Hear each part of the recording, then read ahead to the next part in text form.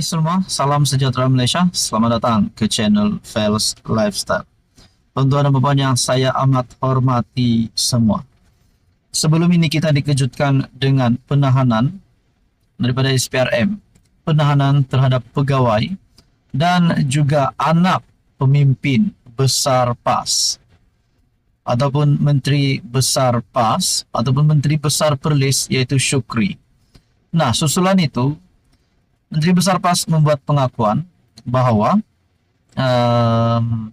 apa yang berlaku terhadap anaknya itu telah membuat pengakuan, dan pada akhirnya mengejutkan ramai orang, di mana SPRM di dalam sebuah artikel daripada Malaysia Kini bertarikh 30 April, SPRM pula bertindak menahan MB Perlis. Menteri Besar Perlis Muhammad Shukri Ramli ditahan SPRM pagi ini. Menurut sumber, dia ditahan di Ibu Pejabat Agensi Anti Rasuah itu selepas hadir untuk memberi keterangan kepada pihak berkuasa. Difahamkan Muhammad Shukri ditahan kerana disyaki terlibat dalam kegiatan salah guna kuasa. Ketua Pesuruhjaya SPRM Azam Baki ketika dihubungi mengesahkan penahanan Muhammad Shukri. Nah, saudara-saudara, satu yang mengejutkan saya sendiri setelah saya melihat artikel ini yang menyatakan susulan penahanan Menteri Besar Perlis ini yang berkata, menurut sumber dia ditahan di Ibu Pejabat Agensi Anti Rasuah itu selepas hadir untuk memberi keterangan kepada pihak berkuasa. Difahamkan Muhammad Shukri ditahan kerana disyaki terlibat dalam kegiatan salah guna kuasa. Nah, saudara-saudara yang amat dihormati semua, itulah menjadi persoalannya. Kenapa Menteri Besar Perlis ini ditahan? Adakah beliau ditahan kerana terlibat dengan kes yang melibatkan nama anak beliau? Bahkan kita mendengar gesaan untuk Menteri Besar Perlis itu untuk meletakkan jawatan, di mana AMK sebelum ini mendesak MB Perlis untuk meletakkan jawatan. Kes yang membabitkan anak MB Perlis yang kita dengar sebelum ini, di mana beliau didakwa memalsukan dokumen untuk tuntutan palsu berjumlah RM600,000 Malaysia, adalah satu-satunya kes yang pernah berlaku sepanjang 181 tahun terbentuknya negeri Perlis. Dan susulan penahanan MB Perlis ini, adakah terlibat dengan kes anak beliau ataupun ini adalah kes MB Perlis sendiri? Seperti yang dinyatakan di dalam artikel ini, SPRM tahan MB Perlis bertarikh April 30. Adakah dengan ini PAS dan PN bakal menerima kejutan hebat, terutamanya pada pilihan raya kecil Kuala Kubu Baharu ini? Mungkinkah ini akan sedikit sebanyak mempengaruhi pengundi di Kuala Kubu Baharu untuk mengundi ataupun tidak mengundi calon Perikatan Nasional daripada Parti Bersatu? Seperti yang kita tahu, Perikatan Nasional, parti komponennya adalah PAS dan Bersatu dengan Gerakan. Dan akhirnya pemimpin besar PN pula, saya boleh katakan pemimpin besar PN ini, Menteri Besar Perlis, ditahan SPRM. Nah, saudara-saudara, apa komen Anda? Sekian saja, teruskan bersama di dalam channel ini. Halo semua, salam sejahtera Malaysia. Selamat datang ke channel Fels Lifestyle. Ini satu lagi isu hangat yang saya nak kongsikan kepada semua penonton yang menonton video hari ini. Tidak kira Anda berada di mana, di rumah, di kereta, ataupun di office Anda.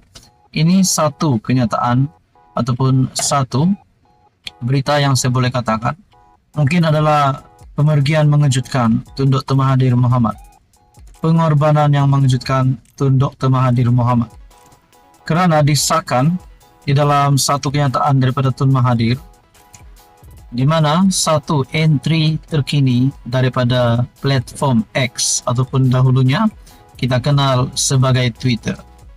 Ini adalah kenyataan Tun Dr. Mahathir Mohamad. Kenapa saya cakap ini adalah kematian ataupun pengorbanan mengejutkan Tun Dr. Mahathir Mohamad?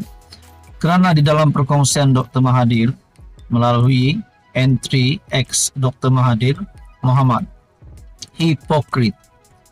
Nombor 1, sudah 34,000 lebih orang Palestin di Gaza yang dibunuh oleh Israel. Nomor 2, dunia masih tidak buat apa-apa dan ramai lagi yang akan dibunuh. Nomor 3, tamadun manusia sudah tidak ada.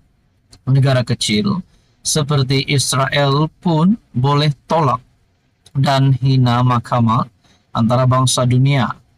Nomor 4, tidak ada kuasa yang boleh halang Israel dari terus membunuh sesuka hati mereka. Nomor 5, siapa salah apabila undang-undang antara bangsa tidak boleh dikuatkuasakan. Nomor 6, yang betul-betul salah ialah Amerika Syarikat dengan statusnya sebagai kuasa dunia dan hak vetonya dalam United Nations Security Council. Nomor 7, kedua terakhir, Amerika tidak boleh cakap lagi berkenaan hak asasi manusia, kebebasan dan demokrasi. Nomor 8, kamu hipokrit. Dr. Mahathir bin Mohamad, 29 April 2024.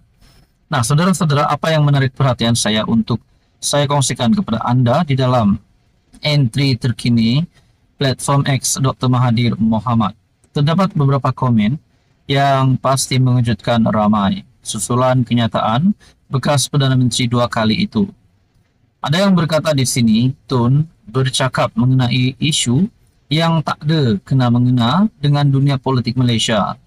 Tapi ruang komen beliau dipenuhi taik-taik politik yang sepertinya tak suka beliau kutuk Zionis. Ada juga berkata di sini, dalam Malaysia ada 32 juta orang. Mahathir #1 hypocrite, number 1 hypocrite. Ada juga kata di sini, Hamas apa cerita? Senang lenang bunuh-membunuh. Itu tamadun apa, Tun? Di dalam ruangan komen yang lain ada berkata sini, kau buat apa, Tun? Buat lawak. Dah kenapa kita tak jadi negara kuat? Berhabis duit, tapi apa jadi wawasan 2020? 20 juta habis, kereta terbang mana? Bapak hipokrit Malaysia tu kaulah. Selagi bawa kepentingan sendiri dan keluarga, kau punya corner sampai semua orang lain salah. Bapak hipokrit akan lakukan berbagai cara jahat untuk menang, tapi kalah hilang deposit. Taubatlah cehdet, bila-bila pun boleh mati. Menurut satu ruangan komen. Nah, saudara-saudara, rupanya bila Mahathir membuat kenyataan berkaitan dengan isu Palestin dan Israel, di mana Dr. Mahathir berkata hipokrit, rupanya di ruangan komen masih terdapat serangan yang diterima oleh Mahathir. Bahkan yang paling mengejutkan, Mahathir dikatakan adalah beliaulah yang hipokrit nombor 1 di Malaysia. Ada juga kata, taubatlah cehdet, bila-bila pun boleh mati. Nah, saudara-saudara, kita doakan yang terbaik untuk Dr. Mahathir, untuk kesehatan Dr. Mahathir. Apa komen Anda berkaitan ini? Sekian saja. Anda boleh melawat platform X Dr. Mahathir Mohamad untuk mengetahui info yang lebih lanjut.